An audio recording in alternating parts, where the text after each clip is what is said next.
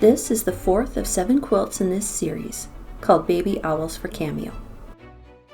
I had a Susie Shore pattern for owl pot holders that I adapted into appliqued owl quilt squares. Back to my stash to choose fabrics for the owls. Here are some of my possible color combinations. My first step was to prepare the background squares. I made snowball squares with little blue triangles in the corners. Drawing a diagonal guideline from corner to corner, and strip piece them onto the bigger white squares.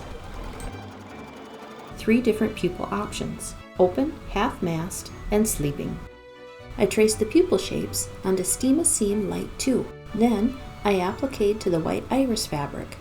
Now that the pupils are on, I can put the fusible web on the back to make the round eyes. To make the eyes, there were several layers, and I didn't want too much fusible web stacked on top of each other, so I cut the center out of each circle and fused them to the back. Each eyeball pair was then fused to its outline color and stitched down. Again, I cut the centers out so the fusible web wouldn't stack up and make a hard little nub. Here's 18 little eyes ready to go. Side note about the fusible web. I use light Steam a Seam 2. I like it because it has paper on both sides and it's tacky like a post-it note, so I can reposition my shapes. And now with the owl body, I'll cut the centers out because a big sheet of fusible web can also be stiff and ripple and bubble. Blue baby owl cut out, wings, beak, and eyes placed. I cut the wings so they would sit flush with the baby owl, then fuse the owl to the quilt square. For the applique, I use a tight zigzag stitch to go around the body first, then wings, eyes, and beak. 9 baby owls sitting on a quilt. My idea was flying geese for a framing border, so I made a bunch, squared them up, and started auditioning them. I settled on a side-by-side and added another royal blue border. Onto the quilt sandwich. Top, batting, and back, all pinned together. The first step in quilting was laying my anchor lines down, but I wanted to highlight the snowball corners, so I drew a guideline to frame them out. So down the sashing lines, then out and around the square set on point in the corners.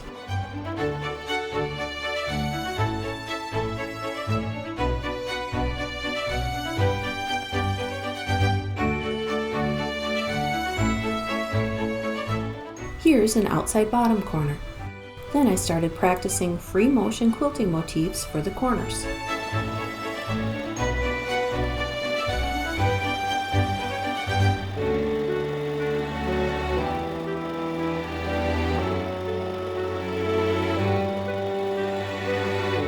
This is a Lori Kennedy motif called Square Flower. It's fun and easy and I use it a lot. Onto the owl squares, first around the owl, then echo up and down the curve of the wings.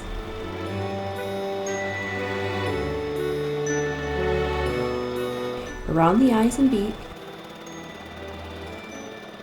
and finally up and down the body. This is the back. For the white background, I chose a 1-inch diagonal grid to help set the owl off in the center. I traced it out, then sewed it back and forth.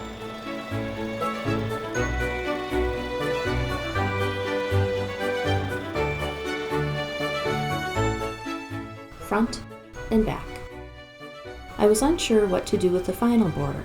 I started with some chalk guidelines, then practiced drawing designs out on my piece of vinyl. It's hard to photograph, so I put a white background under it so you can see it better. And we're off to the races. These loopy flowers are fun and they go fast too.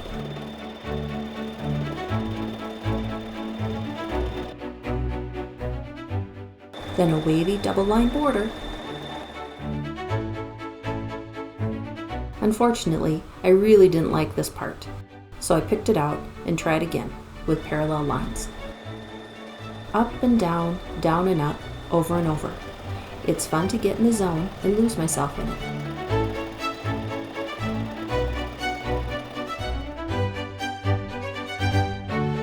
I'm trying to be more brave and fanning lines out at the corners.